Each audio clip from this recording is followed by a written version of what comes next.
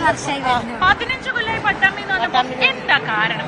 ഇപ്പൊ നമ്മുടെ നാട്ടിലൊന്നും അങ്ങനെ പൊങ്കാലയൊന്നും അങ്ങനെ എല്ലാരും ആചരിക്കുന്നൊന്നും അല്ലല്ലോ. എന്താ വരാൻ കാരണം? ഞങ്ങളെപ്പോഴും വരാറുണ്ട്. ആണോ? എന്താ അമ്മയോടുള്ള ഒരു വിശ്വാസം എന്താ? അമ്മയെ ഞങ്ങൾക്ക് നല്ല ഇഷ്ടമാണ്. നമ്മളെല്ലാത്തിനും പങ്കെടുത്ത് എല്ലാവരും അമ്മ എപ്പോഴും പ്രാർത്ഥിക്കുന്നുണ്ട്. ആണോ? ഉയർച്ചയുണ്ട്. പ്രാർത്ഥിച്ച കാര്യങ്ങളൊക്കെ അമ്മ നടത്തി തന്നിട്ടുണ്ട്. വീട് പണിയാ, പുതിയ വീടാ. ആണോ? വീട് പണി കഴിഞ്ഞിട്ടാണോ വരണേ? അല്ല നടക്കാണ്, നടന്നുകൊണ്ടിരിക്കുക. മക്കൾക്കും മരക്കൾക്കും എല്ലാവർക്കും വേറെ കുട്ടികൾക്കൊക്കെ ഉയർച്ച. എന്താ പേരെന്താ? പേര് സൗദാമിനി. സൗദാമിനി എന്റെ നാട്ടുകാരി കേട്ടോ. ഞങ്ങളൊക്കെ കണ്ടോ അവിടെ നിന്ന് ഇവിടെ വന്നിട്ടാണ് പൊങ്കാലയുടെ കാര്യങ്ങളൊക്കെ പറയണത്. ഞാൻ ആദ്യം മൈക്ക് കൊടുത്തത് കണ്ടില്ലേ ഒരു പട്ടാമ്പിക്കാരി. ഭർത്താവ് പോസ്റ്റ്മാൻ ആണ്. അപ്പൊ നാട്ടിലുള്ളവരൊക്കെ അറിയാം, എല്ലാരും അറിയാം അല്ലേ? അപ്പൊ എല്ലാരോടും പറഞ്ഞേക്കും പൊങ്കാല ആശംസ പറഞ്ഞേക്കും. എല്ലാവർക്കും പൊങ്കാല ആശംസകൾ. എവിടെ പൊങ്കാല ഇടണേ? പൊങ്കാല അവിടെ സ്ഥലമൊക്കെ. അപ്പൊ എന്നാ വന്നേ? ഇന്നലെ വന്നു. എല്ലാ കൊല്ലം ഇങ്ങനെയാണ്. പോയിക്കോളൂ, ഇനി തൊഴുതോളൂ, പോയി തൊഴുതിട്ട് വരും. ശരി, കാണാം കേട്ടോ. ഹാപ്പി പൊങ്കാല. ഇങ്ങനെ പാലക്കാട് ജില്ലയിലെ പട്ടാമ്പി എന്നാണ് അവര് വരുന്നത്. കഴിഞ്ഞ ഇച്ചിരി ആവേശം കൂടും, സോറി കേട്ടോ, ക്ഷമിക്കണം. അതൊരു സ്വാഭാവികമായി വന്നൊരു പ്രതികരണമായി കാണണം. പക്ഷെ നമ്മള് തിരുവനന്തപുരത്തുകാരുടെ അടുത്തേക്ക് പോവാൻ നമുക്ക്. എവിടുന്ന അമ്മ വരണേ? എവിടുന്ന? ചവറ അല്ലേ? എല്ലാ കൊല്ലം വരാറുണ്ടോ? അത് ആദ്യമായിട്ടാണോ? എങ്ങനെയാ? പറ്റുമ്പോഴൊക്കെ വരും അല്ലേ? എപ്പോ വന്നു? രാവിലെ ആണോ? ഇപ്പൊ വീട്ടില് എല്ലാം പൂട്ടിയിട്ടിങ്ങ് പോന്നല്ലേ? കുഞ്ഞ പുറത്ത് ആണോ? ഇന്നലെ തൊഴുതോ അതോ ഇന്നാണോ തൊഴാൻ പോണേ? ഇന്നലെയും തൊഴുത്.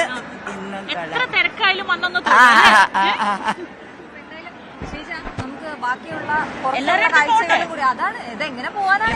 നമ്മളങ്ങോട്ട് കൊടുത്താലേ അവർക്ക് പോകാൻ പറ്റുള്ളൂ. ഒന്നുമില്ല, പറയാൻ ഒരുപാട് കഥകൾ ഉള്ളതുകൊണ്ട് പറഞ്ഞതാ. കഥകൾ പറയാൻ ഇഷ്ടം പോലെ സമയം നമുക്കുണ്ട്. എന്തായാലും ആദ്യം നമുക്ക് എല്ലായിടത്തും രാവിലെ എങ്ങനെയാണെന്ന് നോക്കാം. അപ്പം എം ജി രേണുകയിലേക്ക് ഒന്ന് പോയാലോ? ഉറപ്പായിട്ടും. രേണുക ഉള്ളത് പത്മനാഭസ്വാമി ക്ഷേത്രത്തിലാണ്. ഗംഭീര കാഴ്ചയായിരിക്കും. പൊങ്കാലയില്ല. അത് രേണുക പറയട്ടെ. ഒപ്പം പത്മതീർത്ഥക്കുളത്തിന്റെയും സൂര്യോദയവും എല്ലാം കൂടെ ഉള്ള ഒരു കാഴ്ച ഗംഭീരമായി. അപ്പൊ എന്തായാലും രേണുകയിലേക്ക് പോവാണ്. Renuka, good morning. ഇവിടെ പൊങ്കാലക്കുള്ള തയ്യാറെടുപ്പ്, അതിനുശേഷം ഉള്ള ദേവീ ദർശനം, അതിലാണ്. അവിടെ എന്താണ് കാഴ്ച?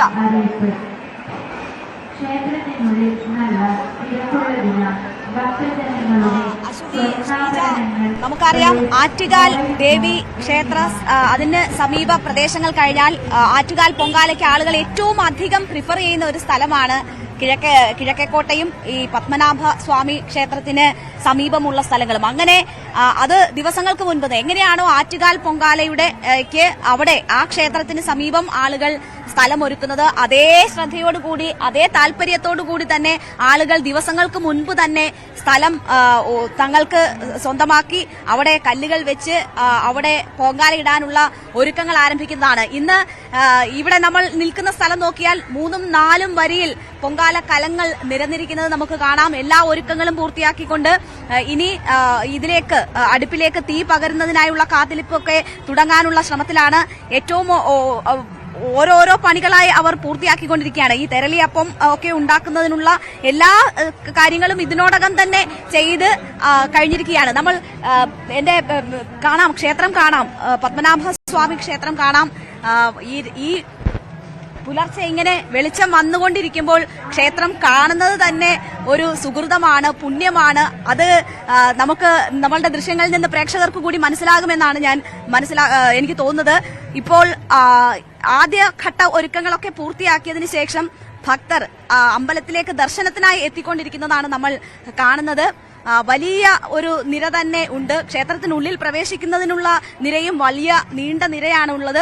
ആളുകൾ അപ്പോൾ ആറ്റുകാലിൽ നിന്നും അവിടെ പൊങ്കാല ഇടുന്നവർ പോലും ആദ്യം ഒന്ന് രാവിലെ ഇവിടെ വന്ന് ദർശനം നടത്തി പൊങ്കാല അടുപ്പിലേക്ക് തീ പകരുന്നതിന് മുമ്പ് തിരിച്ചെത്താമെന്ന് കരുതി അവിടെ നിന്ന് വരെ ആളുകൾ ഇവിടെ വന്ന് ദർശനം നടത്തി പലയിടങ്ങളിലേക്കായി അവർ എവിടെയാണോ പൊങ്കാല ഇടുന്നത് അവിടേക്കായി പോയിക്കൊണ്ടിരിക്കുന്ന കാഴ്ചയാണ് നമ്മൾ കാണുന്നത്. പുലർച്ചെ മുതൽ തന്നെ തുടങ്ങിയതാണ് ഈ ഒഴുക്ക്. ക്ഷേത്രത്തിലേക്ക് നമുക്ക് ആ ദൃശ്യങ്ങളിൽ കാണാം. വലിയ ക്യൂ ഉണ്ട്. അവിടെ ടൈൽ പാകിയ ഇടങ്ങളിൽ ഇത്തവണ പൊങ്കാലയ്ക്ക് അനുമതിയില്ല. അത് പ്രത്യേകം പറഞ്ഞിരുന്നതാണ്. നേരത്തെ തന്നെ അറിയിപ്പുകൾ ഉണ്ടായിരുന്നു. ടൈൽ പാകിയ റോഡുകളിലും ഒപ്പം തന്നെ ക്ഷേത്രത്തിന്റെ സമീപ പ്രദേശങ്ങളിലുമൊക്കെ പൊങ്കാല ഒഴിവാക്കിയിട്ടുണ്ട്. പകരം ഈ നിരത്തുകളിലാണ് ഇപ്പോൾ പൊങ്കാല കലങ്ങൾ നിരത്തിയിരിക്കുന്നത്. അവിടെ അടുപ്പ് കൂട്ടി ആളുകൾ അവരുടെ കാത്തിരിപ്പ് തുടരുകയാണ്. ദർശനത്തിന് വലിയ തിരക്ക് അനുഭവപ്പെടുന്നുണ്ട്. നമുക്കറിയാം കേരളത്തിന്റെ പല ഭാഗങ്ങളിൽ നിന്നുള്ളവർ പൊങ്കാല ഇടാനായി എത്തിയിട്ടുണ്ട്. തിരുവനന്തപുരം എന്ന് പറഞ്ഞാൽ തിരുവനന്തപുരത്തിന്റെ ഐശ്വര്യം എന്ന് പറഞ്ഞാൽ അനന്തപത്മനാഭനാണ്. തിരുവനന്തപുരത്തിന്റെ പേര് പോലും അനന്തപത്മനാഭനുമായി ബന്ധപ്പെട്ടിരിക്കുകയാണ്. അപ്പോൾ അനന്തപത്മനാഭനെ കണ്ട് ഒന്ന് ദർശനം വാങ്ങുക എന്നത് ഈ യാത്രയുടെ തന്നെ എല്ലാവരുടെയും ലക്ഷ്യങ്ങളിൽ ഒന്നാണ്. അപ്പോൾ ആ